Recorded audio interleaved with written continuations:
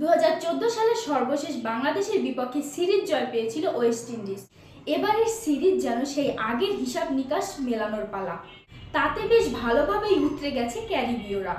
আগের ম্যাচ জিতে টানা 11 ম্যাচ হারের ধারা থামাতে পেরেছিল তারা। দ্বিতীয় ম্যাচে বাংলাদেশকে 7 উইকেটে হারিয়ে এক ম্যাচ হাতে রেখেই সিরিজ জয় নিশ্চিত করেছে ওয়েস্ট ইন্ডিজ। এর আগে বাংলাদেশের বিপক্ষে তাদের সর্বশেষ সিরিজ জয় ছিল 2010 সালে। গত 6 বছরে টানা 4টি সিরিজ জয়ের পরে হার মানতে হলো টাইগারদের। ব্যাটিং সহায়ক উইকেটে প্রথম ম্যাচে বাংলাদেশের রান ছিল 300-র কাছাকাছি। সেই রান নিয়েও হারতে হয়েছে মিরাজদের। একই উইকেটে ছিল দ্বিতীয় ম্যাচ। সেই ম্যাচে বাংলাদেশ গুটিয়ে যায় 227 রানে।